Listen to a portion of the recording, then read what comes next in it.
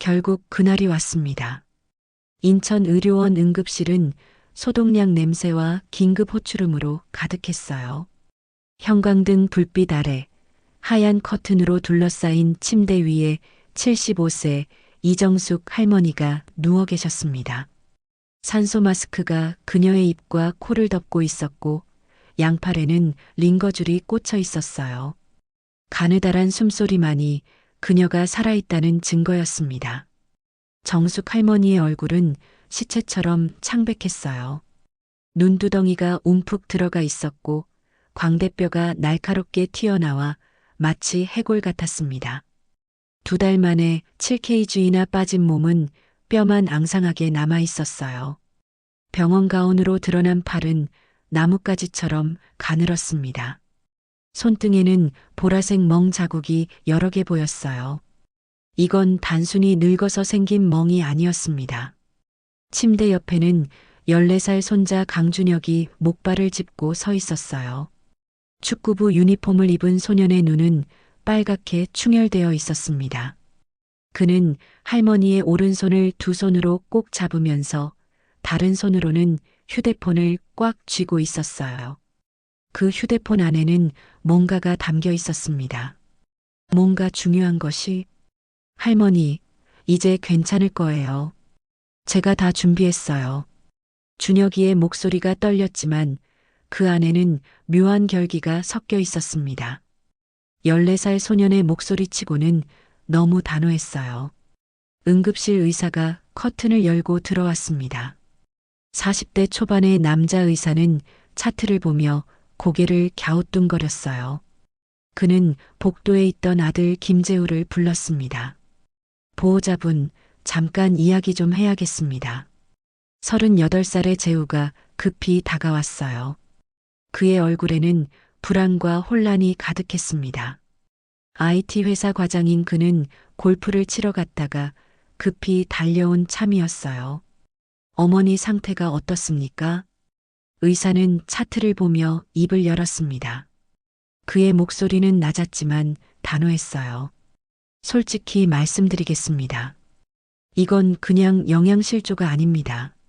네, 그게 무슨... 환자분 혈액 검사 수치가 이상해요. 급격한 체중 감소, 의식 저하. 그리고 의사가 잠시 멈췄다가 재우의 눈을 똑바로 쳐다봤습니다. 누가 어머님께 뭘 먹인 거 아닙니까? 순간 복도의 공기가 얼어붙었습니다. 뭘 먹였다니요? 동물 검사 의뢰했습니다. 국립과학수사연구원에 보냈어요. 사흘 후면 결과 나옵니다.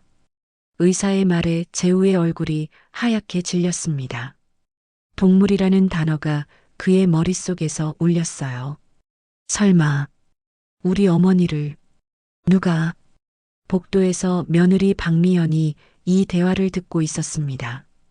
42살의 그녀는 긴 머리를 뒤로 묶고 있었어요.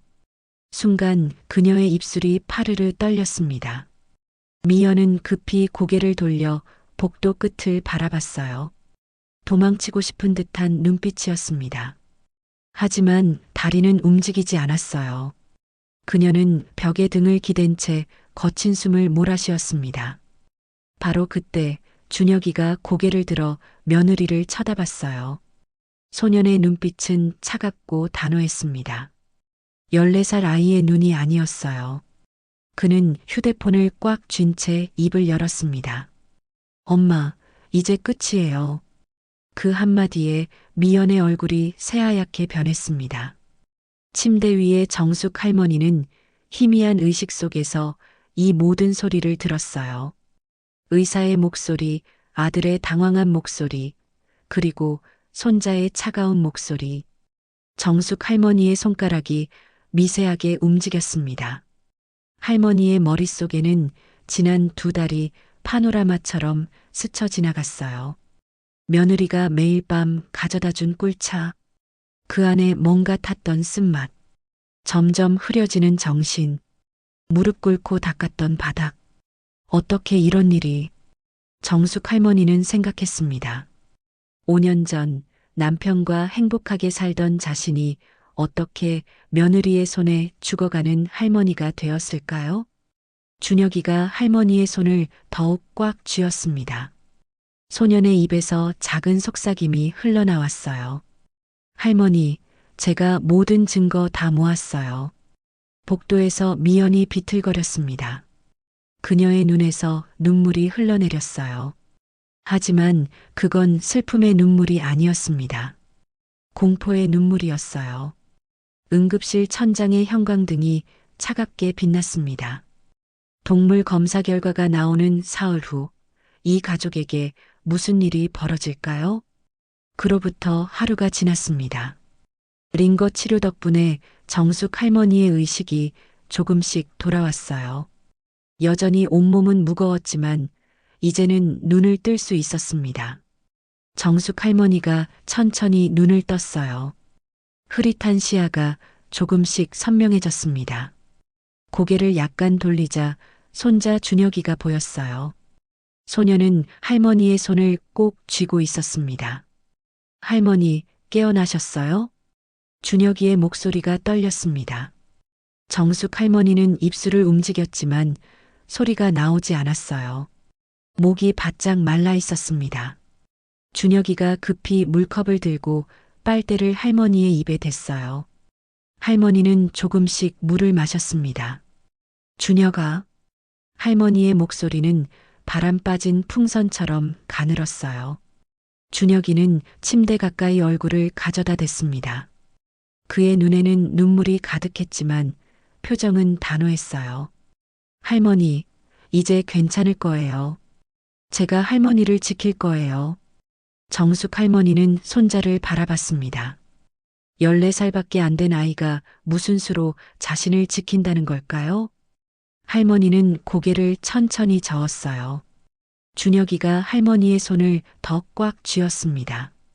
할머니, 들어보세요. 제가 다 봤어요. 엄마가 할머니한테 한 짓 전부 다요.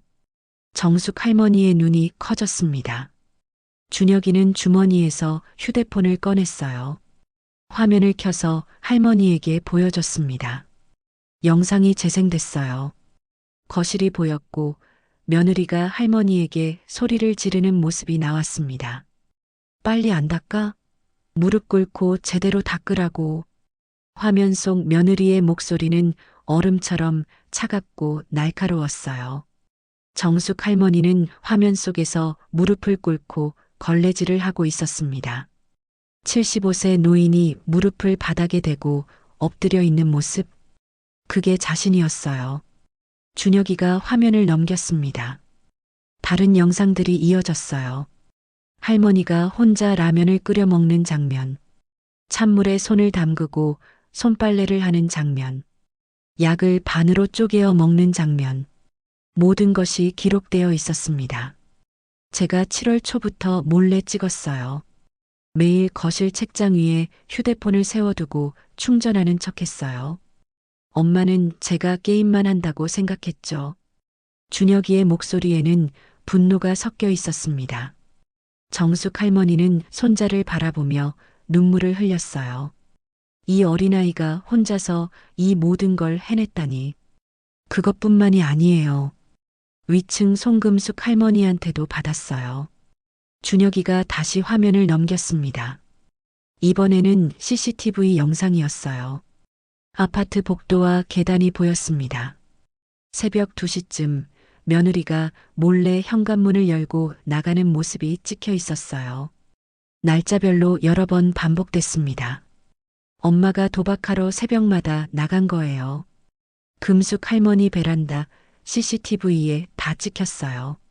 정숙 할머니는 숨을 크게 들이쉬었습니다. 그래서 며느리가 항상 피곤해 보였구나. 낮에는 자고 밤에는 도박을 했구나. 할머니의 가슴이 답답했어요. 준혁이가 할머니의 얼굴을 들여다봤습니다. 소년의 눈빛은 진지했어요. 할머니, 왜 참으셨어요? 왜 아빠한테 말 안 하셨어요? 정숙 할머니는 입술을 깨물었습니다. 대답할 수가 없었어요. 왜 참았을까요? 가정의 평화를 지키려고? 아들에게 짐이 될까봐? 그렇게 참다가 이 지경까지 왔습니다. 할머니가 참으신 게 엄마를 더 나쁘게 만들었어요. 준혁이의 말에 할머니는 몸이 굳었습니다. 손자의 말이 가슴에 박혔어요. 맞는 말이었습니다. 정숙 할머니가 침묵한 것이 며느리에게 더 큰 범죄를 저지를 기회를 준 거였어요. 할머니, 저한테는 엄마지만 이건 분명히 잘못된 거예요. 14살 손자의 입에서 나온 말이라고는 믿기지 않았습니다. 정숙 할머니는 손자의 손을 꼭 잡았어요. 작고 따뜻한 손. 이 손이 자신을 구하려고 이렇게 애쓰고 있었습니다. 바로 그때 커튼이 열리며 누군가 들어왔습니다. 위층에 사는 송금숙 할머니였어요. 68세의 금숙 할머니는 정숙을 보자마자 눈물을 흘렸습니다. 정숙아, 내가 진작 알았어야 했는데. 금숙 할머니가 정숙의 손을 잡았어요. 30년 지기 친구의 손은 떨리고 있었습니다. 준혁이한테서 얘기 다 들었어. 내 CCTV에 찍힌 거 경찰한테 줄 거야. 내 며느리가 한 짓 절대 그냥 안 넘어가. 금숙 할머니의 목소리는 결연했어요. 정숙 할머니는 친구의 얼굴을 바라봤습니다. 금숙의 눈에는 분노와 안타까움이 섞여 있었어요. 정숙아, 넌 잘못 없어. 내가 참은 게 잘못이 아니야. 내 며느리가 잘못한 거지. 하지만 정숙 할머니는 알고 있었습니다. 자신도 잘못했다는 걸. 침묵으로 일관한 게 잘못이었어요. 진실을 말하는 용기를 내지 못한 게 잘못이었습니다. 준혁이가 다시 할머니를 바라봤어요. 할머니, 이제부터는 진실만 말씀하세요. 무서워하지 마세요. 제가 있잖아요. 정숙 할머니의 눈에서 눈물이 주르르 내렸습니다. 14살 손자가 보여준 용기 앞에서 할머니는 부끄러웠어요. 이 아이는 자신보다 훨씬 강했습니다. 정숙 할머니는 고개를 천천히 끄덕였어요. 이제는 더 이상 침묵하지 않겠다고, 진실을 말하겠다고. 가족을 지키는 건 거짓과 침묵이 아니라 정직과 용기라는 걸 이제야 깨달았습니다. 복도에서 며느리의 목소리가 들려왔어요. 간호사와 이야기하는 소리였습니다. 준혁이와 금숙 할머니는 서로 눈빛을 교환했습니다. 이제 시작이었습니다. 정숙 할머니는 병실 창밖을 바라보며 5년 전을 떠올렸습니다. 2020년 봄이었어요. 그해 4월 50년을 함께한 남편이 세상을 떠났습니다. 심근경색이었어요. 아침에 일어나 신문을 읽다가 갑자기 가슴을 움켜쥐고 쓰러졌습니다. 구급차가 도착했을 때는 이미 늦었어요. 정숙 할머니는 그날 이후 혼자가 됐습니다. 장례를 치르고 한 달쯤 지났을 때였어요. 할머니는 이상한 증상들을 느끼기 시작했습니다. 가스레인지를 켜놓고 잊어버렸어요. 냉장고 문을 열어놓은 채 거실로 나왔습니다. 약 먹는 시간을 자꾸 놓쳤어요. 며칠 전 일이 기억나지 않을 때도 있었습니다. 정숙 할머니는 병원을 찾았어요. 인천의료원 신경과 정상훈 의사가 할머니를 진찰했습니다. 38살의 정 선생님은 10년 넘게 정숙 할머니의 주치의였어요. 따뜻하고 세심한 성격의 의사였습니다. 정 선생님, 제가 요즘 자꾸 깜빡깜빡해요. 정숙 할머니가 떨리는 목소리로 말했습니다. 정상훈 의사는 여러 검사를 진행했어요. MRI 촬영, 인지기능 검사, 혈액 검사. 일주일 후 결과가 나왔습니다. 정숙 할머니, 치매 초기로 보입니다. 정상훈 의사의 목소리는 조심스러웠어요. 정숙 할머니는 그 말을 듣고 한참 동안 아무 말도 못했습니다. 치매, 그 무서운 병에 걸렸다니. 혼자 사시면 안 됩니다. 가족과 함께 계셔야 해요. 정상훈 의사가 단호하게 말했습니다. 정숙 할머니는 고개를 끄덕였지만 막막했어요. 아들 재우는 IT 회사 과장으로 바쁘게 일하고 있었습니다. 며느리 미연은 프리랜서 디자이너였어요. 손자 준혁이는 당시 9살이었습니다. 아들한테 짐이 되고 싶지 않은데 할머니는 요양원을 알아보기 시작했습니다. 그런데 며느리 미연이 먼저 찾아왔어요. 2020년 6월 어느 토요일 오후였습니다. 어머님, 저희 집에서 함께 사세요. 미연이 정숙 할머니의 손을 잡으며 말했습니다. 42살의 미연은 밝게 웃고 있었어요. 긴 생머리에 화사한 미소를 짓고 있는 며느리가 천사처럼 보였습니다. 아니야, 미연아. 내가 너희한테 짐이 될 텐데. 할머니가 손을 저었습니다. 하지만 미연은 고개를 저었어요. 무슨 말씀을 그렇게 하세요? 저 집에서 일하니까 시간 많아요. 제가 어머님 모실게요. 미연의 목소리는 진심으로 들렸습니다. 정숙 할머니는 눈물이 났어요. 며느리가 이렇게 효심이 깊은 줄 몰랐습니다. 2020년 7월 정숙 할머니는 아들 내외와 함께 살기 시작했습니다. 인천 부평구 25평 아파트였어요.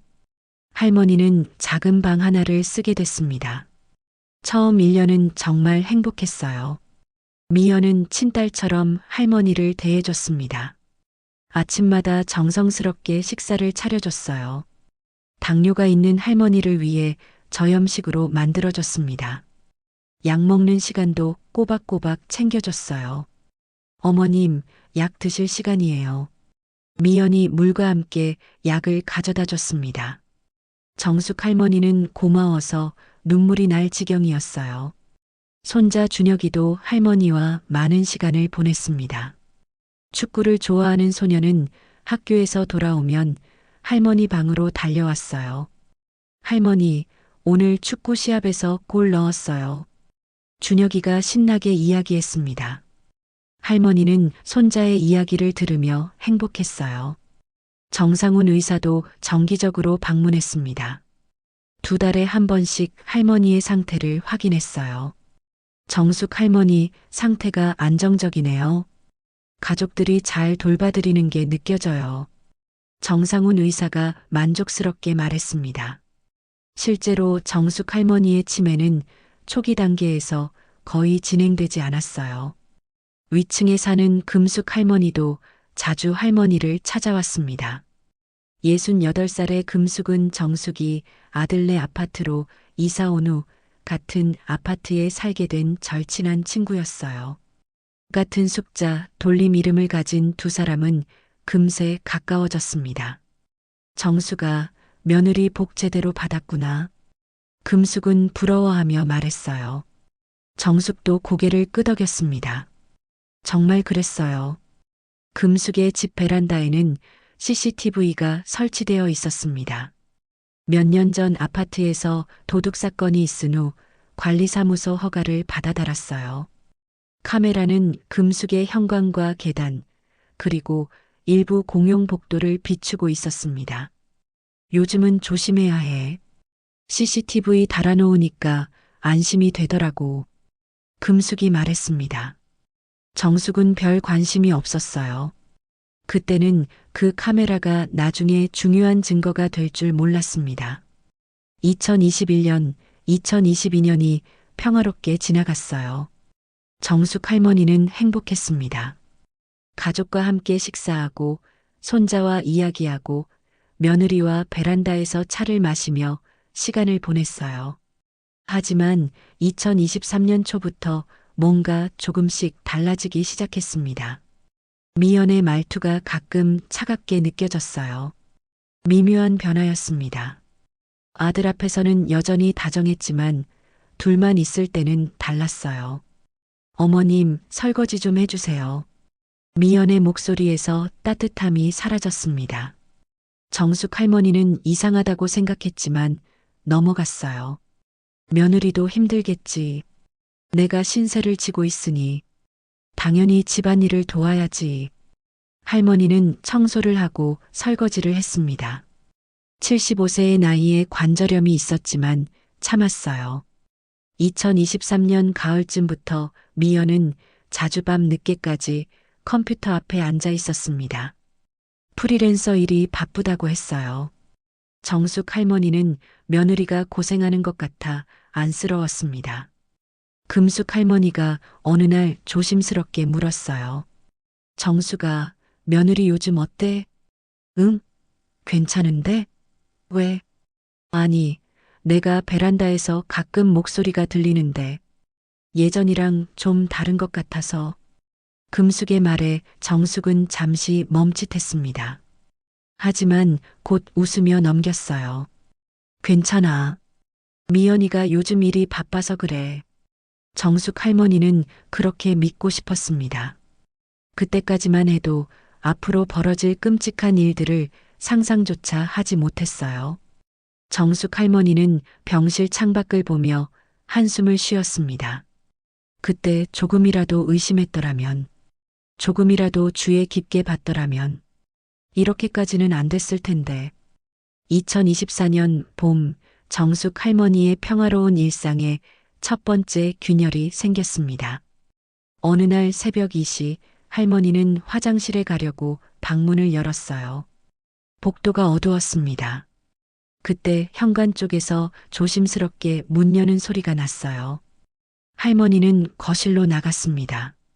며느리 미연이 긴 외투를 입고 현관문을 열고 있었어요. 정숙 할머니와 눈이 마주쳤습니다.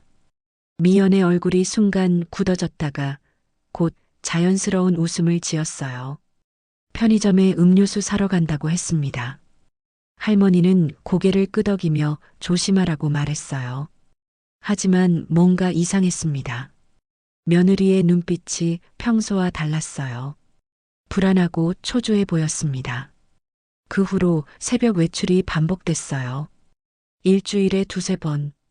정숙 할머니는 밤에 잠을 설치다가 여러 번 목격했습니다. 재우는 IT 회사 일로 야근이 잦았고 집에 오면 지쳐서 깊게 잠들었어요.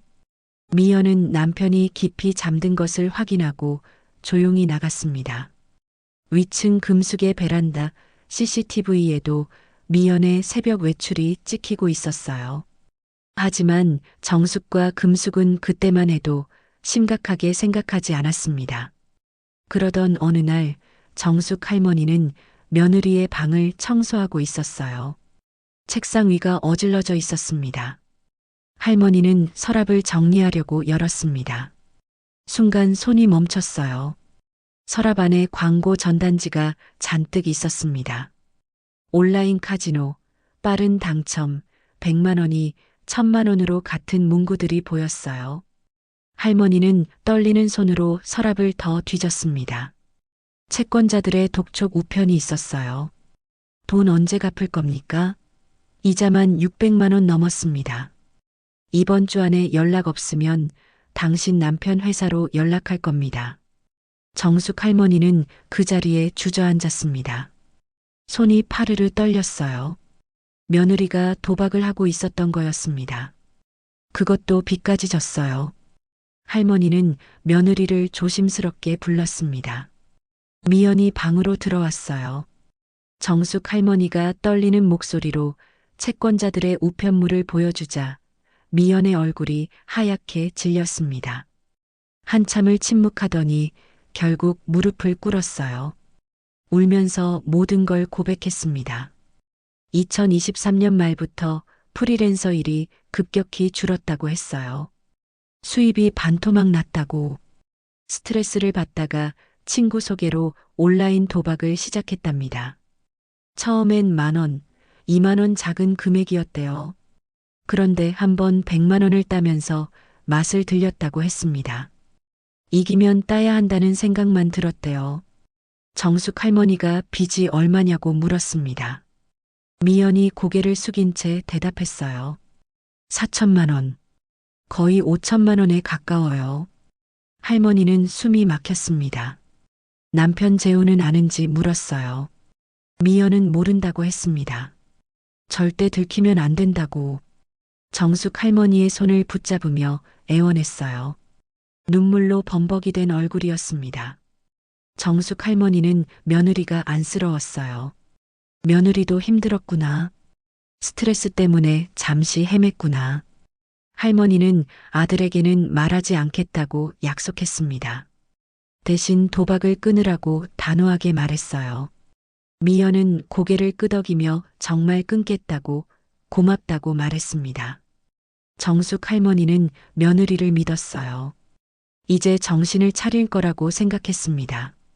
하지만 상황은 더 악화됐습니다. 며느리의 휴대폰으로 전화가 계속 걸려왔어요. 할머니는 거실에서 며느리가 전화로 울면서 사정하는 소리를 여러 번 들었습니다. 일주일만 더. 제발, 제발. 하고 애원하는 목소리였어요. 정숙 할머니는 가슴이 아팠습니다. 며느리가 도박을 끊지 못하고 있었어요. 어느 날 오후 미연이 할머니 방으로 들어왔습니다. 표정이 어두웠어요. 떨리는 목소리로 돈을 빌려달라고 했습니다. 3천만 원만 빌려주세요. 이자라도 갚아야 해요. 안 그러면 큰일 나요. 정숙 할머니의 손을 잡았습니다. 할머니는 손을 빼냈어요. 그 돈은 남편이 남긴 마지막 재산이었습니다. 손자 준혁이의 대학 학자금으로 남겨둔 돈이었어요. 안 돼. 그 돈은 준혁이 대학 학자금이야. 정숙 할머니의 목소리는 흔들리지 않았습니다. 미연의 얼굴이 굳었어요. 입술을 깨물더니 차갑게 알겠다고 말하고 방을 나갔습니다. 문을 세게 닫는 소리가 났어요. 정숙 할머니는 가슴이 두근거렸습니다. 그날부터 며느리의 태도가 완전히 변했습니다. 아들 앞에서는 여전히 웃었지만 할머니에게는 말도 걸지 않았어요. 눈길도 주지 않았습니다. 할머니가 말을 걸면 고개만 끄덕이거나 짧게 대답했어요. 정숙 할머니는 알았습니다. 이것이 악몽의 시작이라는 걸. 창밖에는 6월의 햇살이 밝게 비치고 있었습니다. 하지만 할머니의 마음속에는 먹구름이 몰려오고 있었어요. 돈을 거절한 그날 이후 정숙 할머니의 삶은 지옥으로 변했습니다. 아침 8시 아들 재우가 출근하는 순간까지 며느리 미연은 완벽한 며느리였어요. 커피를 타주고 넥타이를 매만져주고 다녀오세요 하고 웃으며 인사했습니다. 현관문이 닫히는 소리가 나자마자 미연의 얼굴이 얼음처럼 굳었어요. 정숙 할머니는 거실 소파에 앉아 있었습니다. 미연이 할머니를 한번 쳐다보더니 자기 방으로 들어가 문을 닫았어요. 아침 식사는 없었습니다. 할머니는 배가 고팠지만 부엌으로 가지 못했어요. 며느리가 나와 있을까봐 두려웠습니다. 10시쯤 할머니는 조용히 부엌으로 갔습니다. 냉장고를 열었어요. 치매 초기라 실수가 잦아지면서 아들 내외에게 폐를 끼칠까봐 노심초사였습니다. 특히 밥 먹을 때가 가장 눈치 보였어요. 어제 저녁 남은 김치와 반찬이 조금 있었습니다. 할머니는 밥을 퍼서 김치만 얹어 먹었어요. 당뇨가 있어서 균형 잡힌 식사를 해야 하는데 이렇게 먹으면 혈당이 오를 텐데 할머니는 알면서도 배가 고프니 어쩔 수 없었습니다. 다음 날도 그 다음 날도 같았어요. 몸무게가 눈에 띄게 줄기 시작했습니다. 어느 날 오후 미연이 할머니 방문을 벌컥 열었습니다. 빨랫감이 담긴 바구니를 바닥에 던지듯 내려놨어요. 손빨래 하세요. 미연의 목소리는 차갑고 명령조였습니다. 할머니는 바구니를 보았어요. 무거운 이불 커버와 수건들이 가득했습니다. 미연아, 세탁기로 돌리면. 아니요. 손빨래로 하라고요. 깨끗이. 미연이 할머니의 말을 자르며 말했습니다. 할머니는 입을 다물었어요. 75세에 관절염이 있는 손으로 이불 커버를 손빨래하는 건 고문이었습니다. 하지만 거절할 수 없었어요. 정숙 할머니는 화장실에서 찬물에 빨랫감을 담갔습니다. 손이 얼었어요. 무릎을 꿇고 앉아서 비누칠을 하고 문질렀습니다. 관절이 쑤셨습니다. 눈물이 났지만 참았어요. 저녁 6시 재우가 퇴근했습니다. 미연은 다시 다정한 며느리로 변했어요. 저녁 식사를 차리고 가족이 함께 앉았습니다. 재우는 할머니가 밥을 적게 먹는 걸 보고 물었어요. 어머니, 입맛이 없으세요? 할머니는 괜찮다고 웃으며 대답했습니다. 미연이 할머니를 쳐다보는 게 느껴졌어요. 경고하는 눈빛이었습니다. 할머니는 고개를 숙였어요. 다음 날도 그 다음 날도 상황은 같았습니다. 청소, 빨래, 설거지. 모든 집안일을 할머니 혼자 했어요. 며느리는 자기 방에서 컴퓨터만 들여다봤습니다. 도박 사이트를 보고 있을 거였어요. 정숙 할머니는 고민에 빠졌습니다. 아들에게 말해야 할까? 하지만 말하면 어떻게 될까? 가정이 깨질 것입니다. 아들은 며느리를 사랑해요. 결혼한 지 15년이 넘었고 함께 준혁이를 키웠습니다. 이 가정을 내가 망치는 건 아닐까? 며느리도 힘들 거야. 도박 중독 때문에, 빚 때문에, 스트레스 때문에. 할머니는 자신을 탓했습니다. 내가 돈을 빌려줬다면 이렇게까지 안 됐을 텐데. 내가 더 조심하고 더 아껴 살면 되지 않을까? 할머니는 자신을 계속 설득했어요. 위층 금숙 할머니가 정숙의 변화를 눈치챘습니다. 베란다에서 자주 마주치던 정숙이 요즘은 나오지 않았어요.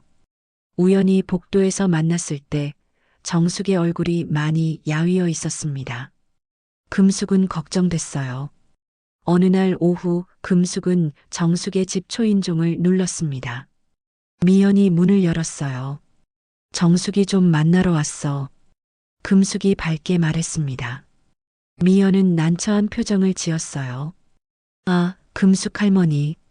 죄송한데요. 어머니가 요즘 좀 편찮으셔서요. 의사 선생님이 외부 접촉을 자제하라고 하셨거든요. 미연의 목소리는 부드러웠지만 단호했습니다. 금숙은 이상하다고 느꼈어요. 하지만 며느리가 저렇게 말하는데 어쩌겠습니까?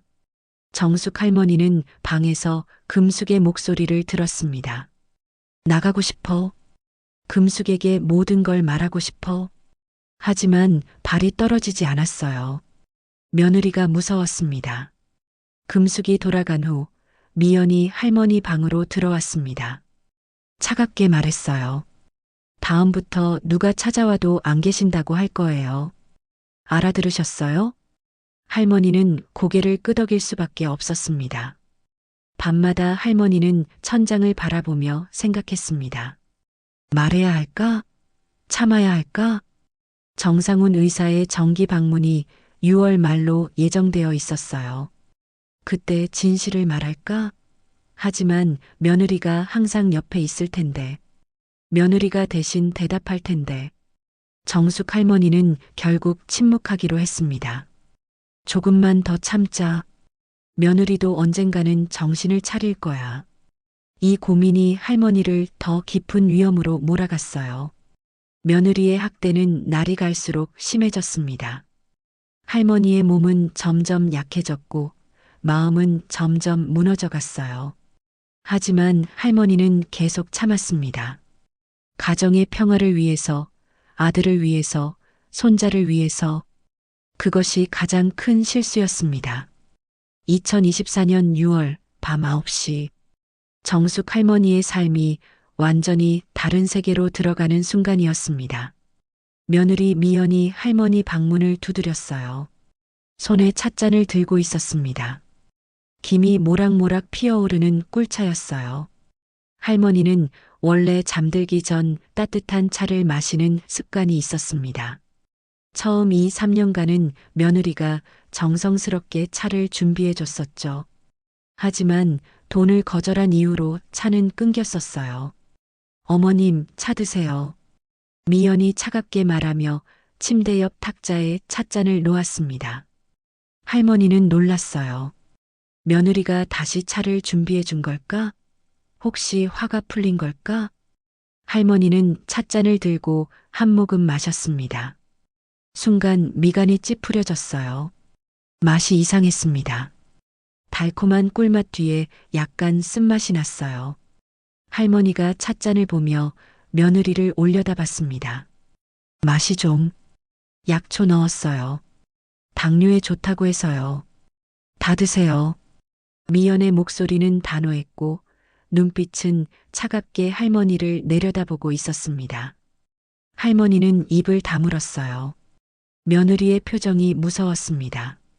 할머니는 천천히 차를 다 마셨어요. 30분쯤 지났을까요?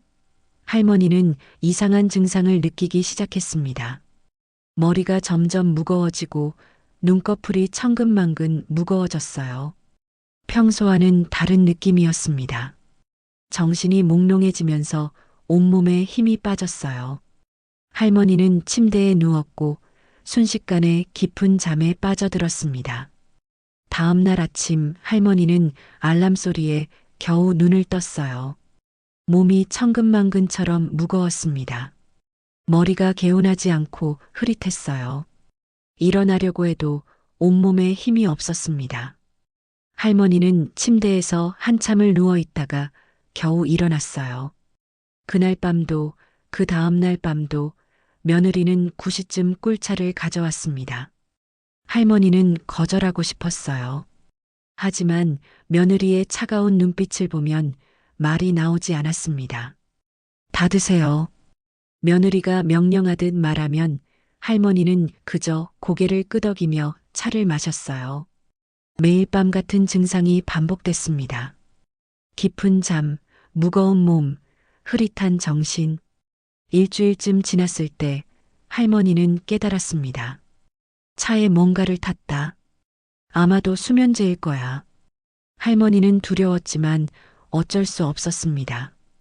거절하면 며느리가 더 화를 낼 것 같았어요. 정숙 할머니의 일상은 완전히 변했습니다. 낮에는 집안일을 하고 밤에는 억지로 차를 마시고 혼수 상태처럼 잠들었어요. 식사도 제대로 못하고 약도 제때 못 먹고 몸은 점점 약해졌습니다. 체중이 계속 줄어들었어요. 거울을 보면 뼈만 앙상하게 남은 얼굴이 보였습니다. 할머니는 무서웠어요. 이러다 정말 죽는 거 아닐까? 그러던 중 정상훈 의사가 정기 방문을 했습니다. 38살의 정 선생님은 오랜만에 할머니를 보고 놀란 표정을 지었어요. 할머니 많이 야위셨네요. 정상훈 의사가 걱정스럽게 말하며 할머니의 손을 잡았습니다. 할머니의 손은 뼈만 남아 있었어요. 의사는 체중계를 꺼내 할머니의 몸무게를 쟀습니다. 지난 3월 방문 때보다 2kg 줄었고 5월 방문 때 추가로 2kg 줄었고 이번에 또 3kg 줄었어요.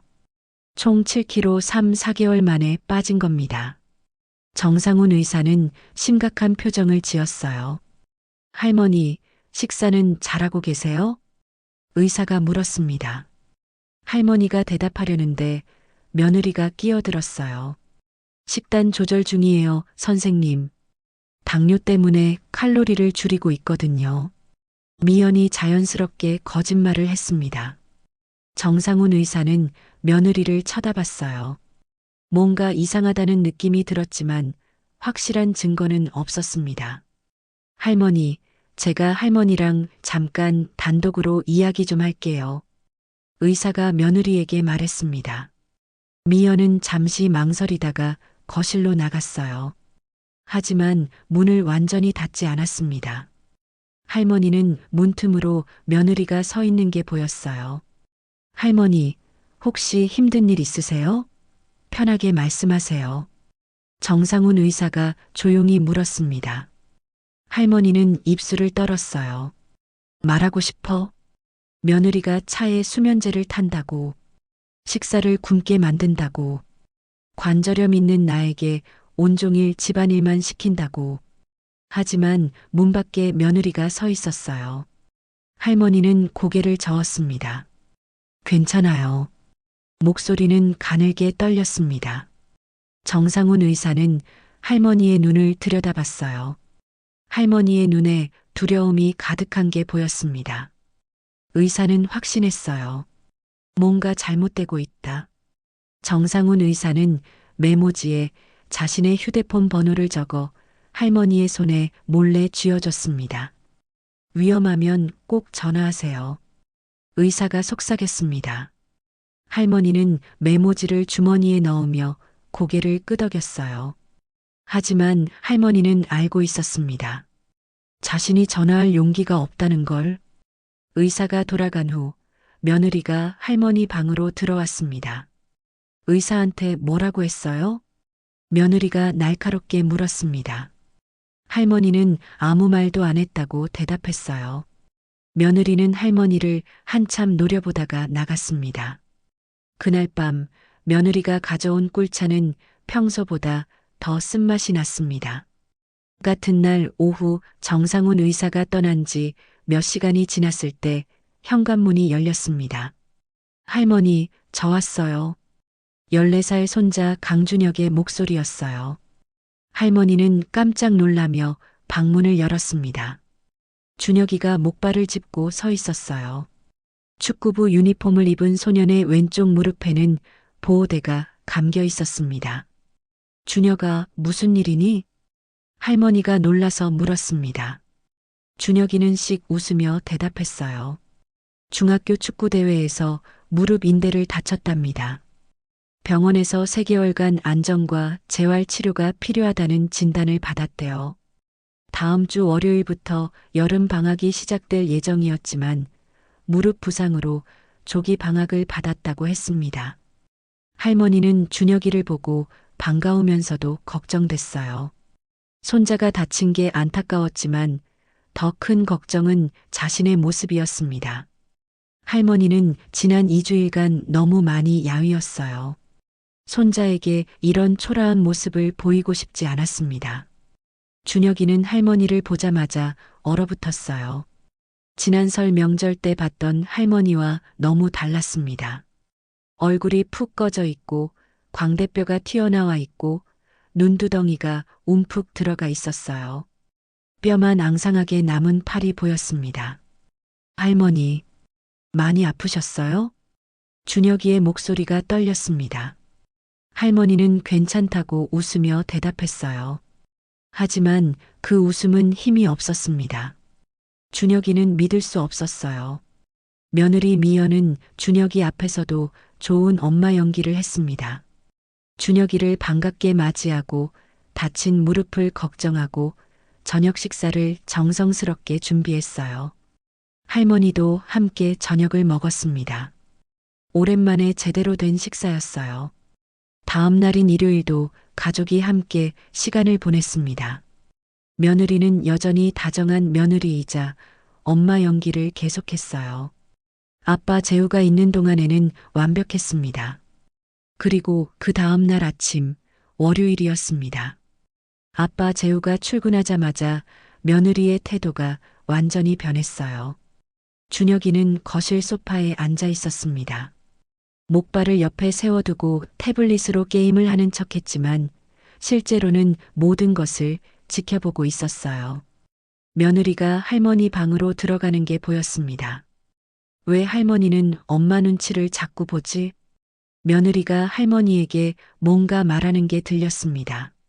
차갑고 날카로운 목소리였어요. 빨래 끝나면 청소도 하세요. 거실 바닥 닦고. 준혁이는 깜짝 놀랐습니다. 엄마의 목소리가 어제와 완전히 달라. 할머니와 준혁이의 눈이 마주쳤습니다. 손자의 눈에 충격과 슬픔이 가득했어요. 할머니는 괜찮다는 듯 웃어 보였지만 준혁이는 고개를 저었습니다. 그날부터 준혁이는 집안의 모든 것을 관찰하기 시작했어요. 며느리가 할머니를 대하는 태도, 할머니가 혼자 끼니를 때우는 모습, 할머니가 무거운 빨래를 들고 화장실로 가는 모습, 모든 게 이상했습니다. 어느 날 준혁이의 친구 이석진이 집에 놀러 왔어요. 석진도 14살로 같은 축구부였습니다. 석진은 집에 들어서자마자 이상한 분위기를 느꼈어요. 준혁이 할머니의 표정이 아픈 사람의 표정이 아니라 무서워하는 사람의 표정 같아. 며느리가 할머니에게 말하는 톤도 이상했어요. 차갑고 명령조였습니다. 석진은 준혁이를 쳐다봤습니다. 준혁이는 고개를 숙이고 있었어요. 석진이 집에 가려고 할 때 준혁이가 석진을 아파트 계단까지 배웅했습니다. 계단에 앉아 석진이 조심스럽게 물었어요. 아, 너희 집 분위기 좀 이상한데. 할머니 괜찮으신 거야? 준혁이는 한참을 침묵하다가 입을 열었습니다. 더 이상 숨길 수 없었어요. 준혁이는 지난 며칠간 본 모든 것을 털어놓았습니다. 엄마가 할머니한테 하는 행동들, 할머니가 홀로 김치 몇 조각으로 끼니를 때우시던 모습, 뼈만 남은 듯 야윈 몸. 석진은 충격을 받았지만 곧 진지해졌어요. 증거 모아야 돼. 너희 아빠한테 보여줘야지. 석진이 단호하게 말했습니다. 준혁이는 고개를 끄덕였어요. 하지만 어떻게 증거를 모을까? 휴대폰으로 찍어. 몰래. 석진이 방법을 알려줬습니다. 준혁이는 그때부터 결심했어요. 할머니를 지키기 위해 모든 걸 하겠어. 다음 날부터 준혁이는 석진과 함께 계획을 세우기 시작했습니다. 목발을 짚고 거실 소파에 앉아 있으면서 모든 것을 기록하기로 했어요. 두 소녀는 진지했습니다. 14살이지만 이제는 어른처럼 행동해야 했어요. 할머니는 손자가 자신을 지켜보고 있다는 걸 알았습니다. 준혁이의 눈빛이 달라졌어요. 할머니는 미안했지만 동시에 고마웠습니다. 이 어린 손자가 자신을 구하려 하고 있다는 게 느껴졌어요. 2024년 7월 첫째 주부터 준혁이는 본격적으로 움직이기 시작했습니다. 아침 8시 아빠가 출근하고 나면 준혁이는 거실 책장 위에 자신의 휴대폰을 세워뒀어요. 충전선을 꽂고 화면을 끈 채로 두었습니다. 하지만 카메라는 작동하고 있었어요. 책장 위치가 완벽했습니다. 거실 전체와 부엌, 할머니 방 입구까지 다 보였어요. 준혁이는 소파에 앉아 태블릿으로 게임을 하는 척했습니다. 며느리는 준혁이가 부상으로 집에만 있으니 심심해서 게임만 한다고 생각했어요. 실제로 준혁이는 책장 위 휴대폰 카메라로 모든 것을 기록하고 있었습니다. 첫날부터 충격적인 장면이 찍혔어요. 며느리가 할머니에게 소리쳤습니다. 바닥에 무릎 꿇고 닦으라고 했잖아요.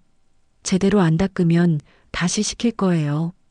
며느리의 목소리는 차갑고 날카로웠습니다. 할머니는 무릎을 꿇고 걸레질을 했어요. 75세 노인이 바닥에 엎드려 있는 모습이 카메라에 고스란히 담겼습니다. 준혁이는 눈물이 날 것 같았지만 참았습니다. 지금은 증거를 모아야 할 때야. 준혁이는 알았습니다. 자신이 외출하거나 없을 때 엄마가 더 심해진다는 것을요. 옛날 휴대폰을 거실 책장에 세워두고 계속 녹화했습니다. 엄마가 학대하는 많은 장면들이, 심지어 일하다가 어지러워 벽을 짚는 장면까지, 준혁이가 보지 못한 순간들이 모두 담겼어요. 7월 둘째 주 어느 날 오후 위층 금숙 할머니가 준혁이를 자신의 집으로 불렀습니다. 금숙은 베란다에 설치된 CCTV 모니터를 준혁이에게 보여줬어요. 화면에는 며느리가 새벽에 몰래 외출하는 모습이 여러 차례 찍혀 있었습니다. 이거 다 저장해뒀어. 내 엄마가 어디 가는지 모르겠지만 분명 이상한 일이야. 금숙이 심각한 표정으로 말하며 USB를 준혁이에게 건넸습니다. 준혁이는 USB를 꽉 쥐었어요. 고맙습니다라고 말하려니 목이 맸습니다. 준혁이의 친구 석진도 계속 도와줬어요. 석진은 일주일에 두세 번씩 준혁이 집을 방문하며 분위기를 파악했습니다. 석진이 올 때마다 며느리는 좋은 엄마 연기를 했지만 석진은 속지 않았어요. 석진은 준혁이에게 조언했습니다. 더 확실한 증거가 필요해. 어른들이 믿을 수 있는 거 말이야. 어느 날 오후 며느리가 낮잠을 자는 틈을 타서 할머니가 위층 금숙을 찾아갔습니다. 준혁이가 목발을 짚으며 할머니를 부축했어요. 할머니는 떨리는 손으로 통장을 금숙에게 건넸습니다. 금숙아, 이거 맡아줘. 절대 며느리한테 주면 안 돼. 할머니의 목소리가 떨렸습니다. 금숙은 할머니의 손을 꼭 잡으며 약속했어요. 7월 셋째 주 토요일, 아빠 재우가 골프를 갔어요. 아버지는 골프를 갔고 준혁이는 잠시 석진이를 만나러 나갔습니다. 하지만 거실 책장의 옛날 휴대폰은 녹화 중이었어요. 며느리는 집에 혼자라고 생각하고 평소보다 더 노골적으로 할머니를 대했습니다. 할머니는 하루 종일 집안일을 했습니다. 청소, 빨래, 설거지. 오후 3시쯤 할머니가 거실에서 갑자기 어지러워하며 벽을 짚었어요. 얼굴이 창백해지고 몸이 휘청거렸습니다. 혈당이 떨어진 거였어요. 며느리는 방에서 나오지도 않았습니다. 이 모든 장면이 휴대폰에 기록됐어요. 오후 4시쯤 준혁이가 집에 돌아왔습니다. 거실에서 소파에 기댄 채 앉아있는 할머니를 발견했어요. 준혁이가 급히 주방에서 사탕을 찾아드렸습니다. 그날 밤 준혁이는 휴대폰을 확인하고 클라우드에 모든 영상을 백업했습니다. 혹시 모를 일에 대비해서였어요. 석진이가 알려준 방법이었습니다. 금숙 할머니는 결심했어요. 더 이상 지켜볼 수 없어. 금숙은 아들 재우의 전화번호를 알아내 연락했습니다. 재우 씨, 제가 위층에 사는 금숙인데요. 어머님, 상황 좀 알아보셔야 할 것 같아요. 금숙의 목소리는 조심스러웠지만 단호했습니다. 재우는 무슨 일이냐고 물었어요. 금숙은 직접 만나서 이야기하고 싶다고 했습니다. 준혁이는 이제 충분한 증거가 모였다고 생각했어요. 휴대폰에는 30개가 넘는 영상이 저장되어 있었고 금숙의 USB에는 며느리의 새벽 외출 영상이 담겨 있었습니다. 이제 아빠에게 보여줄 때가 왔어. 토요일 오후 3시쯤이었습니다. 미연은 날카로운 눈빛으로 준혁이 방에 들어서며 차갑게 말했습니다. 휴대폰 좀 보자. 준혁이의 심장이 쿵 내려앉았습니다.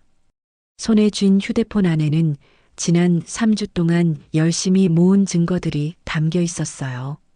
엄마가 할머니에게 무릎 꿇고 바닥을 닦으라 시키던 장면, 할머니에게 큰 소리로 화를 내는 장면, 모든 게 그 안에 있었습니다. 준혁이는 휴대폰을 꽉 쥐고 뒤로 물러섰습니다. 왜 그러세요? 내가 뭐라고 다니는지 엄마가 모를 것 같아? 당장 내놔. 미연의 목소리가 얼음장처럼 차가웠습니다. 그 순간 준혁이는 금숙 할머니가 귀띔해준 비상 신호를 떠올렸어요. 재빨리 베란다로 달려가 빨간 수건을 난간에 걸었습니다. 위층 베란다에서 이 모습을 본 금숙은 즉시 석진에게 전화를 걸었습니다. 다행히 석진은 편의점 근처에 있었고 5분이면 도착할 수 있다고 했어요. 미연이 준혁이의 어깨를 붙잡았습니다. 지금 장난해? 휴대폰 안 줄 거야? 준혁이는 뒷걸음질 치며 손을 뒤로 감췄습니다. 그때 현관 초인종이 요란하게 울렸어요. 준혁아, 나 석진이야. 수학 노트 좀 빌려줘. 미연이 짜증스럽게 혀를 차며 현관으로 나갔습니다. 준혁이는 그 틈을 타서 필사적으로 휴대폰을 조작했어요. 손가락이 떨려서 화면을 제대로 터치하기 힘들었지만 모든 영상 파일을 인터넷 저장소로 전송하기 시작했습니다. 지금은 좀 바빠서 다음에 올래? 아, 정말 급한데요. 내일 학원 숙제 때문에 꼭 필요해요. 석진이 일부러 큰 소리로 말하며 시간을 벌어줬습니다. 준혁이는 식은땀을 흘리며 화면을 바라봤어요. 파일 용량이 커서 전송 시간이 더디게 흘렀습니다. 거실 베란다에서 할머니가 모든 상황을 지켜보고 있었습니다. 위층 금숙 할머니가 손짓으로 위험을 알려줬고 할머니는 손자의 방 창문을 계속 바라봤어요. 심장이 쿵쾅거렸습니다. 드디어 전송이 완료되었습니다. 준혁이는 재빨리 휴대폰 속 모든 영상을 삭제했어요. 삭제 완료. 준혁이는 크게 숨을 들이쉬었습니다. 미연이 방으로 돌아왔습니다. 자, 이제 휴대폰 내놔. 준혁이는 삭제 완료된 휴대폰을 내밀었습니다. 미연은 휴대폰을 낚아채듯 받아들고 갤러리를 뒤졌어요. 사진, 영상, 최근 촬영 항목까지 확인했습니다. 아무것도 없었습니다. 너, 요즘 이상하더라. 뭘 숨기는 것 같아? 준혁이는 아무 말도 하지 않고 엄마를 바라봤습니다. 그 눈빛이 너무 차가워서 미연이 먼저 시선을 피했어요. 미연은 휴대폰을 준혁이에게 던지듯 건네고 방을 나갔습니다. 준혁이는 털썩 침대에 주저앉았습니다. 온몸에서 힘이 빠져나갔지만 해냈어요. 증거를 지켰습니다. 인터넷 저장소에 안전하게 보관된 영상들은 엄마가 절대 찾을 수 없었습니다. 할머니는 베란다에서 석진이 나가는 모습을 보고 안도의 한숨을 쉬었습니다. 위층 금숙 할머니와 눈이 마주쳤어요. 금숙은 고개를 끄덕이며 괜찮다는 신호를 보냈습니다. 할머니의 눈에서 눈물이 흘러내렸습니다. 14살 손자가 이렇게 나를 위해 노력하고 있다는 사실이 가슴을 찢어. 그날 밤 할머니는 잠을 이룰 수 없었습니다. 며느리가 가져온 꿀차를 마시고도 정신을 또렷하게 깨워두려 애썼어요. 손자가 자신을 위해 싸우는데 계속 당하고만 있을 수 없어. 할머니는 천장을 바라보며 깨달았습니다. 며느리의 의심은 더 커질 거라는 것, 상황은 더 위험해질 거라는 것을요. 하지만 동시에 할머니는 알았습니다. 손자와 석진, 그리고 금숙 할머니가 자신을 지키려 하고 있다는 것을, 자신은 더 이상 혼자가 아니라는 것을요. 할머니는 주먹을 꽉 쥐었습니다. 더 이상 참을 수 없어. 할머니는 결심했습니다. 다음 주 정상훈 선생님이 정기 방문을 오시면 그때 진실을 말하기로. 며느리가 옆에 있든 없든 상관없었습니다. 이제는 말해야 했어요. 무슨 일이 생기기 전에 이 악몽을 끝내야 했습니다. 창밖으로 달빛이 들어왔습니다. 할머니는 그 빛을 바라보며 조용히 다짐했습니다. 손자를 위해서라도, 자신을 위해서라도 포기하지 않겠어. 진실을 말할 용기를 내겠어. 2025년 6월 어느 일요일 오후 2시쯤이었습니다. 거실에 가족이 모두 모여 있었어요. 재우는 소파에 앉아 태블릿으로 뉴스를 보고 있었고, 준혁이는 목발을 짚고 서서 창밖을 바라보고 있었습니다. 미연은 부엌에서 설거지를 하는 척하며 할머니를 슬쩍 쳐다봤어요. 할머니는 소파 끝자리에 조용히 앉아 있었습니다. 지난 몇 주간의 고통이 몸에 쌓여 있었어요. 매일 밤 마신 수면제가 몸속에 축적되어 있었습니다. 할머니는 가슴이 답답함을 느꼈어요. 숨을 쉴 때마다 가슴 안쪽에서 무언가가 조여오는 것 같았습니다. 갑자기 할머니의 눈앞이 흐려졌습니다. 천장이 빙글빙글 돌았어요. 할머니는 본능적으로 가슴을 움켜쥐었습니다. 심장이 미친 듯이 빠르게 뛰었어요. 너무 빠르게 뛰어서 터질 것 같았습니다. 할머니의 입에서 신음이 흘러나왔습니다. 재우가 고개를 들었어요. 어머니. 할머니는 대답할 수 없었습니다. 머리가 점점 무거워졌어요. 온몸에 식은땀이 흘렀습니다. 손이 떨렸고 다리에 힘이 빠졌습니다. 호흡이 가빠졌어요. 공기가 폐로 들어오지 않는 것 같았습니다. 할머니는 소파에서 미끄러지듯 바닥으로 쓰러졌습니다. 쿵. 하는 둔탁한 소리와 함께 할머니의 몸이 거실 바닥에 널브러졌어요. 눈은 반쯤 감겼고 입술은 파랗게 변했습니다. 할머니, 준혁이가 비명을 지르며 달려왔습니다. 목발을 버리고 무릎이 아픈데도 할머니에게 달려갔어요. 준혁이는 할머니의 어깨를 흔들었습니다. 할머니, 할머니, 정신 차려요. 재우도 황급히 할머니에게 달려가 부축했습니다. 할머니의 몸은 축 늘어져 있었어요. 의식이 거의 없었습니다. 어머니, 어머니. 재우의 목소리가 떨렸습니다. 재우는 IT 회사 일로 출장과 야근이 잦았어요. 어머니를 제대로 볼 시간이 없었습니다.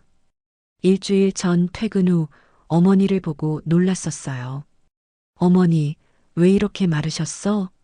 미연이 대답했습니다. 당뇨 때문에 식단 조절 중이에요. 의사 선생님 지시예요. 재우는 아내를 믿었어요.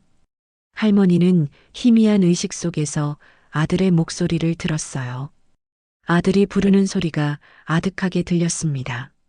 아, 이제 끝이구나. 죽는구나. 그때 미연이 다가왔습니다. 이상하게도 당황한 기색이 전혀 없었어요. 오히려 침착했습니다. 미연은 재우의 어깨에 손을 얹으며 차분하게 말했습니다. 여보, 택시 불러요. 구급차는 돈 많이 나와요. 재우가 황당한 표정으로 아내를 쳐다봤습니다. 뭐, 지금 어머니가 이러시는데. 택시? 미연은 여전히 차분했습니다. 빨리 가면 되잖아요. 구급차 부르면 비용이. 준혁이가 미연을 노려봤습니다. 14살 소년의 눈에서 분노가 타올랐어요. 엄마, 할머니가 죽어가요. 준혁이의 손가락이 빠르게 화면을 터치했습니다. 119에 전화를 걸어 떨리는 목소리로 말했어요. 여기 인천시 부평구 123번지. 할머니가 쓰러졌어요. 숨을 못 쉬셔요. 빨리 와주세요. 할머니는 손자의 떨리는 목소리를 들으며 눈물을 흘렸습니다. 고마웠습니다. 손자가 자신을 구하려 한다는 것이. 하지만 동시에 미안했습니다. 이렇게 어린 나이에 이런 일을 겪게 해서. 미연은 뒤로 물러서 팔짱을 꼈습니다. 그 얼굴에는 아무런 감정도 없었어요. 재우는 아내를 보며 뭔가 이상함을 느꼈습니다. 왜 아내는 전혀 놀라지 않는 걸까? 왜 저렇게 침착한 걸까? 5분 후 구급차 사이렌 소리가 들렸습니다. 구급대원들이 계단을 뛰어 올라왔어요. 환자분 어디 계세요? 여기요. 준혁이가 소리쳤습니다. 구급대원들이 할머니에게 달려왔어요. 한 명은 할머니의 맥박을 재고 다른 한 명은 산소 마스크를 준비했습니다. 혈압 낮고 맥박 불규칙합니다. 즉시 이송해야 해요. 들것이 펼쳐졌습니다. 구급대원들이 조심스럽게 할머니를 들것에 옮겼어요. 보호자분, 동승하세요. 재우가 일어서려 했지만 준혁이가 먼저 구급차 쪽으로 달려갔습니다. 제가 갈게요. 준혁이는 급히 목발을 집어들고 절뚝거리며 할머니를 따라갔어요. 구급대원이 준혁이에게 목발을 건네주고 부축해 구급차에 태웠습니다. 할머니는 구급차 안에서 손자의 손을 느꼈어요. 준혁이가 할머니의 손을 꽉 쥐고 있었습니다. 할머니, 괜찮을 거예요. 괜찮을 거라고요. 준혁이의 목소리가 울먹였습니다. 할머니는 손자의 손을 느끼며 생각했어요. 이것이 마지막 일지도 몰라. 손자의 얼굴을 마지막으로 보는 것일지도 몰라. 할머니의 눈에서 눈물이 흘러내렸습니다. 구급차가 출발했습니다. 사이렌이 울렸어요. 구급대원이 할머니에게 산소 마스크를 씌우고 링거를 꽂았습니다. 할머니의 의식은 점점 흐릿해졌어요. 위층에서 이 모든 상황을 지켜보던 금숙 할머니가 급히 계단을 내려왔습니다. 구급차가 떠나는 것을 보고 가슴이 철렁 내려앉았어요. 금숙은 미연에게 달려가 물었습니다. 무슨 일이에요? 정숙이가 왜? 미연은 담담하게 대답했습니다. 별일 아니에요. 그냥 좀 어지러우셨나 봐요. 금숙은 미연의 차가운 표정을 보고 소름이 돋았습니다. 금숙은 즉시 휴대폰을 꺼내 정상훈 의사에게 전화를 걸었어요. 정숙이한테 무슨 일이 생긴 것 같아요. 빨리 병원으로 와주세요. 할머니는 구급차 안에서 천장을 바라보며 생각했습니다. 이것이 끝인가? 며느리의 손에 죽는 것인가? 손자에게 이런 슬픔을 남기고 가는 것인가? 할머니는 눈을 감았습니다. 의식이 점점 멀어져 갔어요. 인천의료원 응급실 침대. 할머니는 링거줄이 꽂힌 채 누워 있었습니다. 산소 마스크가 얼굴을 가리고 있었어요. 의식은 오락가락했습니다. 정신이 들었다가 다시 흐릿해지기를 반복했어요. 흰 가운을 입은 의사들이 바쁘게 움직였습니다. 혈액 검사를 위해 주사기로 피를 뽑았어요. 심전도 정극을 가슴에 붙였고 혈압계가 팔을 조였습니다. 할머니는 이 모든 것을 멍하니 느끼고 있었어요. 응급실 의사가 재우에게 조용히 말했습니다. 환자분 증상이 일반적인 노인 질환과 다릅니다.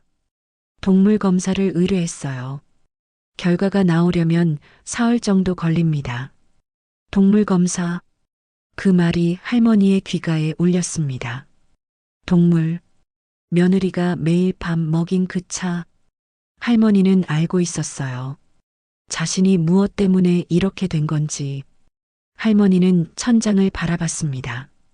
형광등이 너무 밝았어요. 눈이 부셨습니다.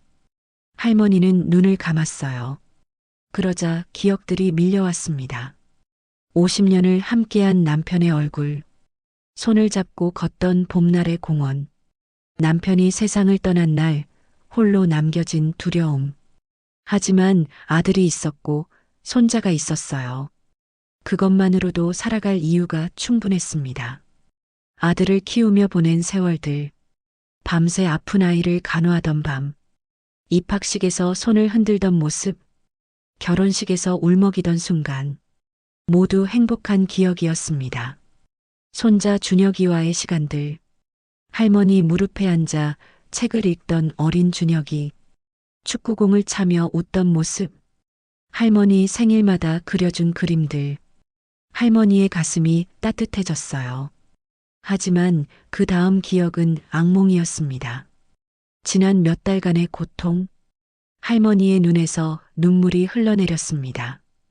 왜 진작 말하지 않았을까? 할머니는 자책했어요. 왜 참기만 했을까?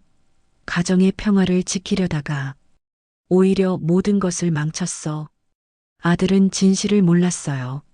손자는 너무 큰 부담을 지게 되었습니다. 며느리는 범죄자가 되었어요. 모든 것이 자신의 잘못이라는 생각이 할머니를 짓눌렀습니다. 내가 더 강했어야 했어. 내가 더 용기가 있었어야 했어. 내가 먼저 말했어야 했어. 할머니는 흐느꼈습니다. 이제 와서 후회해도 소용없었습니다. 자신은 이미 75세였어요. 치매에 걸렸고 몸도 약해졌습니다. 이제 쓸모없는 존재가 되었어. 아들과 손자에게 짐이 될 뿐이야. 차라리 이대로 눈을 감는 것이 나을지도 몰라. 그러면 모두가 편해질 것 같아. 할머니는 깊은 절망에 빠졌습니다. 이것이 가장 어두운 순간이었습니다. 할머니는 천천히 눈을 감았습니다. 이제 그만 놓아버리고 싶어. 더 이상 버틸 힘이 없어. 그때 누군가 할머니의 손을 잡았습니다. 작은 손이었어요. 따뜻했습니다. 할머니는 힘겹게 눈을 떴어요. 준혁이었습니다. 손자가 침대 옆에 서서 할머니의 손을 꽉 쥐고 있었어요. 준혁이의 눈에는 눈물이 가득했지만 목소리는 단호했습니다. 할머니, 이대로 죽으시면 안 돼요. 엄마가 한 짓, 제가 다 녹화했어요. 증거 다 있어요. 할머니 포기하시면 엄마는 처벌도 안 받아요. 준혁이의 목소리가 떨렸지만 포기하지 않겠다는 의지로 가득했어요. 할머니 없으면 저 혼자 어떻게 살아요? 제발이요. 할머니는 제가 지킬 거예요. 할머니는 손자의 손을 느꼈습니다. 그 작은 손의 온기가 할머니의 가슴에 스며들었어요. 14살 소년이 할머니를 지키기 위해 싸우고 있었습니다. 엄마에게 맞설 용기를 냈습니다. 할머니는 깨달았습니다. 자신이 포기하면 안 된다는 것을, 손자를 위해서라도 살아야 한다는 것을요. 이 용감한 소년이 보여준 사랑을 헛되이 할 수 없었습니다. 할머니는 손자의 손을 약하게 쥐었습니다. 힘이 거의 없었지만 정성을 다해 쥐었어요. 준혁이는 할머니의 손이 움직이는 것을 느끼고 환하게 웃었습니다. 할머니, 저 준혁이에요. 할머니는 입술을 움직였습니다. 산소 마스크 때문에 말이 잘 나오지 않았지만 준혁이는 할머니의 입모양을 읽었어요. 미안하다. 사랑한다. 준혁이는 할머니의 손을 두 손으로 감싸며 울었습니다. 할머니가 다시 살아날 거라는 희망의 눈물이었어요. 할머니는 다시 살아야겠다는 의지를 얻었습니다. 손자를 위해서라도 포기할 수 없었어요. 진실을 밝혀야 했습니다. 더 이상 침묵하지 않을 것입니다. 할머니는 어둠 속에서 한 줄기 빛을 발견했습니다. 손자가 건네준 그 빛을. 병원 복도에 앉아있던 재우의 휴대폰이 울렸습니다. 담당 의사였어요. 동물 검사 결과가 나왔다고 했습니다. 보호자분, 잠깐 면담실로 오시겠습니까? 의사의 목소리가 심각했어요. 재우는 가슴이 철렁 내려앉았습니다. 준혁이도 아버지를 따라 일어섰어요. 목발을 짚은 손자가 아버지 뒤를 조용히 따라갔습니다. 면담실. 문을 닫자 의사가 검사 결과지를 꺼냈습니다. 환자분 혈액에서 수면제 성분이 다량 검출되었습니다. 장기간 과다 복용한 것으로 보입니다. 재우의 얼굴이 하얗게 질렸어요.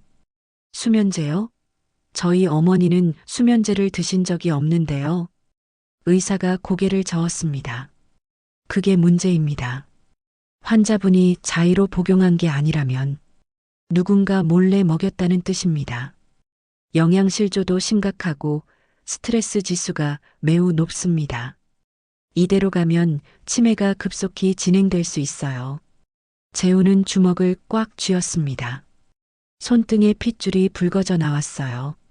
옆에 앉은 준혁이가 아버지의 팔을 잡았습니다. 아빠께 말씀드릴 것이 있어요. 재우가 아들을 바라봤습니다. 준혁이의 눈에는 눈물이 가득했지만 표정은 단호했어요. 지금 당장요. 병원 옥상 벤치. 재우와 준혁이는 나란히 앉았습니다. 바람이 불었어요.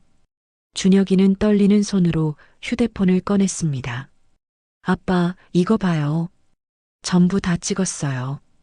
준혁이가 첫 번째 영상을 재생했습니다. 며느리가 할머니에게 무릎 꿇고 바닥을 닦으라고 명령하는 장면이었어요. 재우의 입이 벌어졌습니다. 이게 뭐냐? 목소리가 떨렸어요. 준혁이는 다음 영상을 보여줬습니다.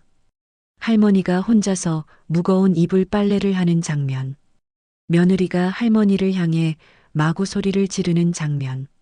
거실에서 김치만으로 혼자 허겁지겁 밥을 먹는 장면. 재우는 화면을 보며 얼굴이 굳어졌습니다. 준혁아, 이게 언제부터? 7월부터 찍었어요. 준혁이가 마지막 영상을 틀었습니다. 재우가 출근한 직후 며느리의 얼굴이 차갑게 변하는 장면이었어요. 아버지 앞에서는 웃다가 아버지가 나가자마자 얼음같이 변하는 이중적인 모습. 재우는 주먹으로 벤치를 쳤습니다. 미친. 준혁이가 아버지의 팔을 붙잡았어요. 아빠, 더 있어요. 위층 금숙 할머니가 주신 CCTV예요. 준혁이가 USB를 꺼냈습니다. 재우는 떨리는 손으로 USB를 받았어요. 준혁이가 조용히 말했습니다. 엄마가 새벽마다 몰래 나가는 것도 찍혔어요. 그리고 정상훈 선생님이 말씀하셨는데 할머니 몸무게가 4개월 만에 7kg나 빠졌대요. 3월부터 계속 줄었다고. 재우는 고개를 숙였습니다. 두 손으로 얼굴을 감쌌어요. 어깨가 떨렸습니다. 내가 몰랐구나. 어머니께서 그렇게 힘드셨는데. 준혁이가 아버지 등을 쓰다듬었습니다. 14살 소년이 울고 있는 아버지를 위로하고 있었어요. 아빠 잘못 아니에요. 엄마가 너무 완벽하게 연기했잖아요. 저도 집에 온 다음에야 알았어요. 재우가 얼굴을 들었습니다. 눈이 충혈되어 있었어요. 지금 당장 회사에 휴가 신청한다. 일주일은 쉴 거야. 재우는 즉시 상사에게 전화를 걸었습니다. 어머니의 위급 상황을 설명하고 긴급 가족 휴가를 요청했어요. 상사는 흔쾌히 승낙했습니다. 그때 병실에서 전화가 왔습니다. 금숙 할머니와 정상훈 선생님이 도착했다고 했어요. 병실. 할머니는 침대에 앉아 창밖을 바라보고 있었습니다. 링거는 이미 빠졌고 산소 마스크도 제거된 상태였어요. 얼굴에는 약간의 혈색이 돌아왔지만 여전히 야위어 보였습니다. 금숙 할머니가 할머니의 손을 잡았어요. 정수가, 이제 다 끝났어. 내 아들이 진실을 알았어. 할머니의 눈에서 눈물이 흘렀습니다. 안도의 눈물이었어요. 정상훈 선생님이 할머니에게 다가왔습니다. 어머니, 이제 안심하세요. 제가 지난 4개월간의 진료 기록을 모두 정리했습니다. 체중 감소 추이, 영양 상태 악화, 그리고 의심스러운 증상들. 전부 의학적 증거로 제출할 수 있어요. 할머니가 고개를 끄덕였습니다. 입술이 떨렸어요. 선생님, 제가 진작 말씀드렸어야 했는데. 정상훈 선생님이 할머니의 어깨를 가볍게 두드렸습니다. 아니에요, 어머니. 두려우셨을 거예요. 이해합니다. 문이 열리고 재우와 준혁이가 들어왔습니다. 재우는 어머니를 보자 눈물을 참지 못했어요. 할머니 앞에 무릎을 꿇었습니다. 어머니, 죄송합니다. 제가 너무 몰랐습니다. 할머니가 아들의 머리를 쓰다듬었습니다. 아니다, 재우야. 엄마가 말을 안 했으니까. 재우가 고개를 들었습니다. 눈이 붉게 충혈되어 있었어요. 이제 제가 지킬게요. 다시는 이런 일 없게 할게요. 약속합니다. 할머니는 아들의 손을 꽉 잡았습니다. 그리고 준혁이를 바라봤어요. 손자가 할머니에게 다가와 꼭 안겼습니다. 할머니, 이제 괜찮을 거예요. 우리가 다 있잖아요. 할머니는 손자의 등을 쓰다듬으며 울었습니다. 하지만 그것은 절망의 눈물이 아니었어요. 이제 모든 것이 바뀔 것이라는 희망이었죠. 재우가 자리에서 일어났습니다. 표정이 단호해졌어요. 준혁아, 모든 증거 파일 나한테 보내. 금숙 어머니, CCTV 영상도 부탁드립니다. 정 선생님, 진료 기록도 준비해 주세요. 모두가 고개를 끄덕였습니다. 이제 끝낼 겁니다. 제대로요. 할머니는 병실 창밖을 바라봤습니다. 햇살이 들어왔어요. 처음으로 빛이 보였습니다. 더 이상 혼자가 아니었어요. 아들이 알게 되었고 손자가 곁에 있었습니다. 친구와 의사 선생님도 함께였어요. 할머니는 깨달았습니다. 이것이 바로 해결의 시작이라는 것을요. 더 이상 침묵하지 않겠다고, 진실을 밝히겠다고 마음먹었습니다. 한 달 후 할머니가 퇴원했습니다. 재우가 어머니를 휠체어에 태워 집으로 돌아왔어요. 준혁이는 목발을 짚고 옆에서 할머니를 지켰습니다. 현관문을 열자 며느리가 거실 소파에 앉아 있었습니다. 손에 휴대폰을 쥐고 있었어요. 얼굴은 창백했고 눈 밑에는 다크서클이 짙게 드리워져 있었습니다. 재우가 며느리를 똑바로 바라봤습니다.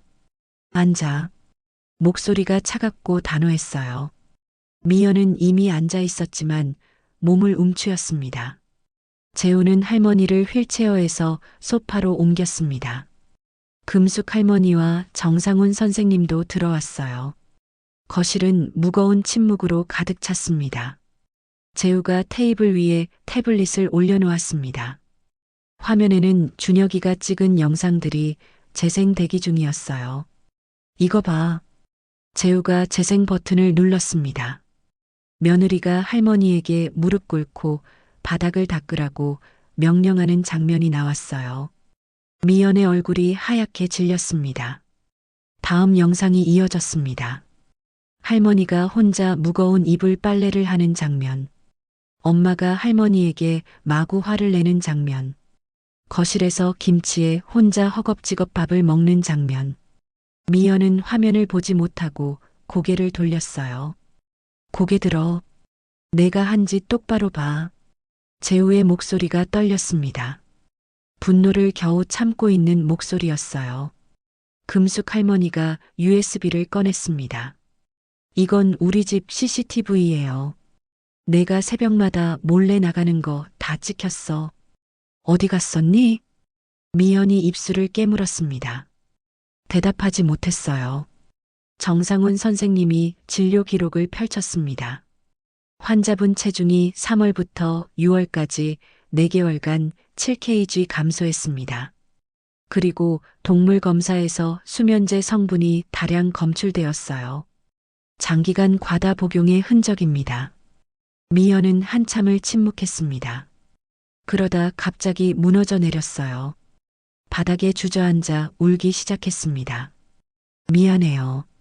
미안해요. 재우가 차갑게 내려다봤습니다. 미안하다고? 그게 다야? 우리 어머니를 죽이려고 했잖아. 미연이 고개를 저었습니다. 아니에요. 죽이려고 한 건 아니에요. 그냥 잠만 재우려고. 거짓말하지 마. 수면제를 매일 밤 먹였잖아. 약도 안 주고 밥도 제대로 못 드시게 하고. 미연이 울면서 고백하기 시작했습니다. 프리랜서 일이 작년 말부터 끊겼어요. 돈이 없었어요. 그래서 친구가 소개해준 온라인 카지노를 했어요. 목소리가 떨렸습니다. 처음엔 작은 돈이었는데 점점 더 크게 걸었어요. 이기면 다 갚을 수 있을 것 같았어요. 근데 계속 잃었어요. 빚이 5천만 원이 됐어요. 재우가 주먹을 쥐었습니다. 그래서 우리 어머니 돈과 목숨을 노렸어? 어머니께 6월 초에 돈 빌려달라고 했어요.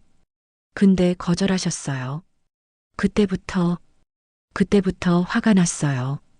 내가 5년 동안 모셨는데 고작 3천만 원도 안 빌려주신다고. 할머니가 며느리를 바라봤습니다. 눈에는 슬픔이 가득했어요. 그래서 나를 그렇게 대한 거니? 목소리가 떨렸습니다. 미연이 울면서 대답했습니다.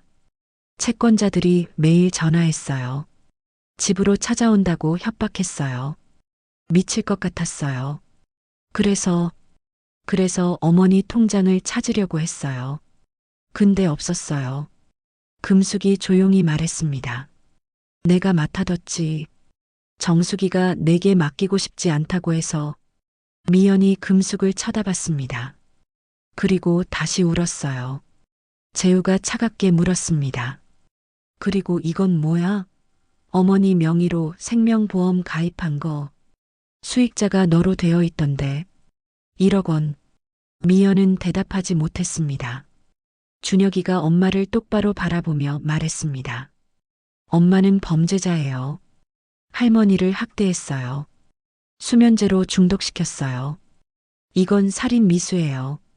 목소리는 떨렸지만 단호했어요. 미연이 아들을 바라봤습니다. 준혁아, 엄마가 나한테 말하지 마세요. 저는 엄마 아들이기 전에 할머니 손자예요. 준혁이의 눈에는 눈물이 가득했지만 물러서지 않았습니다. 재우가 휴대폰을 꺼냈습니다. 경찰에 신고할 거야. 상해죄, 절도 미수죄로. 미연이 비명을 질렀습니다. 안 돼요. 제발요. 여보, 제발. 재우가 고개를 저었습니다. 이미 늦었어. 넌 범죄를 저질렀어. 미연의 부모도 찾아왔습니다. 사돈 앞에 무릎을 꿇고 사죄했어요. 하지만 재우는 단호했습니다. 재우와 준혁이는 경찰서로 갔습니다.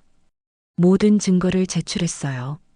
휴대폰 영상, CCTV 파일, 진료 기록, 동물 검사 결과.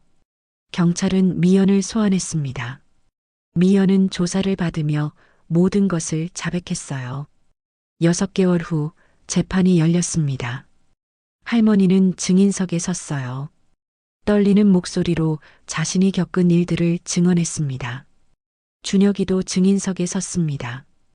14살 소년이 법정에서 떨리는 목소리로 할머니를 지키기 위해 한 일들을 말했어요. 정상훈 선생님도 의학적 증거를 제시했습니다. 할머니의 건강 악화가 인위적인 학대의 결과라고 증언했어요. 판사는 사건의 심각성을 인정했습니다. 하지만 피해자인 시어머니가 선처를 탄원했고 피고인이 초범이며 도박 중독이라는 점을 고려했어요. 피고인 박미연에게 징역 2년을 선고합니다. 다만 집행유예 3년을 함께 선고하며 도박 중독 치료 프로그램 이수와 사회봉사 200시간을 명령합니다. 판결이 내려졌습니다. 미연은 울면서 고개를 숙였어요. 법정을 나서는 할머니를 재우와 준혁이가 부축했습니다. 할머니는 눈물을 흘렸어요. 슬픔과 안도가 뒤섞인 눈물이었습니다. 이제 모든 것이 끝났습니다. 2025년 8월 어느 일요일 오후, 할머니는 건강을 많이 회복했습니다. 제대로 된 식사를 하고 수면제를 끊으니 몸이 좋아졌어요. 치매는 초기에서 중기 초반으로 진행되었지만 정상훈 선생님의 적극적인 치료와 가족의 따뜻한 돌봄 덕분에 진행 속도가 크게 늦춰졌습니다. 때때로 기억이 흐릿할 때도 있었지만 일상생활은 충분히 가능했어요. 할머니는 이제 아들, 손자와 함께 평화롭게 살고 있었습니다. 오후 3시 할머니는 손자 준혁이 그리고 준혁이의 친구 석진과 함께 공원을 산책했습니다. 준혁이는 작년 가을부터 무릎이 완전히 회복되어 다시 축구를 하고 있었어요. 3개월간의 재활 치료가 끝난 후 점진적으로 운동을 재개했고 이제는 목발 없이 자유롭게 뛰어다니며 축구부에서 활약하고 있었습니다. 석진도 함께 공을 찼어요. 두 소년이 웃으며 공을 주고받는 모습이 보였습니다. 할머니는 공원 벤치에 앉아 아이들이 공을 차는 모습을 바라봤습니다. 햇살이 따뜻했어요. 바람이 부드럽게 불었습니다. 금숙 할머니도 산책을 나와 할머니 옆에 앉았습니다. 두 노인은 조용히 대화를 나눴어요. 정수가 많이 좋아졌구나. 금숙이 할머니의 손을 잡으며 말했습니다. 할머니가 웃으며 고개를 끄덕였어요. 다 내 덕분이야. 도와줘서 고마워. 무슨 소리? 준혁이가 진짜 대단한 거지. 14살에 그런 용기를 내다니. 할머니는 손자를 바라봤습니다. 준혁이가 공을 차며 환하게 웃고 있었어요. 할머니의 눈에 눈물이 맺혔습니다. 하지만 슬픔의 눈물이 아니었어요. 감사의 눈물이었습니다. 할머니는 1년 전 응급실 침대에 누워있던 자신을 떠올렸습니다. 그때의 절망, 두려움, 고통, 산소 마스크를 끼고 있던 모습, 죽고 싶다고 생각했던 순간. 하지만 지금은 완전히 달랐어요. 할머니는 웃고 있었습니다. 공원 벤치에 앉아 손자가 뛰노는 모습을 보며 행복해하고 있었어요. 준혁이가 공을 차다가 할머니를 보고 달려왔습니다. 땀으로 젖은 얼굴이었지만 웃음으로 가득했어요. 준혁이가 할머니를 꼭 안아줬습니다. 할머니, 제가 골 넣었어요. 목소리가 신났어요. 할머니는 손자를 꽉 안으며 말했습니다. 우리 준혁이 최고야. 준혁이가 할머니 뺨에 뽀뽀를 했습니다. 할머니의 가슴이 따뜻해졌어요. 할머니, 제가 할머니 구했죠? 준혁이가 장난스럽게 물었습니다. 할머니가 고개를 저었어요. 아니야. 할머니가 스스로 용기를 낸 거야. 너는 그냥 할머니를 도와준 거고. 준혁이가 고개를 갸우뚱했습니다. 아니에요. 할머니가 포기하지 않으셨잖아요. 그게 제일 대단한 거예요. 할머니는 손자의 말을 들으며 깨달았습니다. 자신이 정말 변했다는 것을요. 더 이상 침묵하지 않는 사람이 되었다는 것을, 더 이상 자신을 숨기지 않는 사람이 되었다는 것을요. 이제는 진실을 말하는 용기를 가진 사람이 되었습니다. 아들 재우가 멀리서 걸어왔습니다. 손에 아이스크림을 들고 있었어요. 할머니에게 다가와 아이스크림을 건넸습니다. 어머니, 딸기 아이스크림이요. 좋아하시잖아요. 할머니가 받아들며 웃었습니다. 고맙다, 아들. 재우가 어머니 옆에 앉았어요. 한참을 침묵하다가 조용히 말했습니다. 어머니, 제가 더 잘할게요. 앞으로는 절대 못 본 척 안 할게요. 할머니가 아들의 손을 잡았습니다. 이미 잘하고 있어. 걱정 마. 손자는 친구와 놀고 있고 아들은 옆에 앉아 있고 친구 금숙은 함께 웃고 있었습니다. 할머니는 행복했습니다. 진실을 말하는 용기를 얻었고 가족의 사랑을 느꼈어요. 이제 남은 인생을 소중히 살아갈 것입니다. 햇살이 할머니의 얼굴을 비쳤습니다. 따뜻했어요. 바람이 불었고 나뭇잎이 살랑거렸습니다. 할머니는 눈을 감고 깊게 숨을 들이마셨어요. 살아있다는 것, 사랑받는다는 것. 할머니는 이 모든 것을 느꼈습니다. 그리고 미소 지었어요. 진심으로 행복한 미소였습니다. 미연은 지금 도박 중독 치료를 받으며 새 출발을 준비하고 있습니다. 재우와는 이혼 절차를 밟고 있어요. 할머니는 미연을 용서했습니다. 미움을 품고 사는 것보다 놓아주는 것이 자신을 위한 길이라고 생각했어요. 할머니는 이제 알았습니다. 가정의 평화는 거짓 위에 세울 수 없다는 것을, 진실을 말하는 것이 진짜 용기라는 것을요. 오늘의 이야기 어떠셨나요? 정숙 할머니 가족에게 하고 싶은 말씀이 있으시면 여러분의 생각을 댓글로 편하게 나눠주세요. 구독과 좋아요를 꼭 눌러주시면 감사하겠습니다. 이 이야기가 널리 알려질 수 있도록 공유해 주신다면 여러분의 일상에도 기분 좋은 행운이 찾아올 거예요. 항상 건강한 날 되시길 바라며 오늘 하루도 소중한 시간 함께 해주셔서 진심으로 감사드립니다. 다음에 또 좋은 이야기로 찾아뵙겠습니다. 스킬노트였습니다.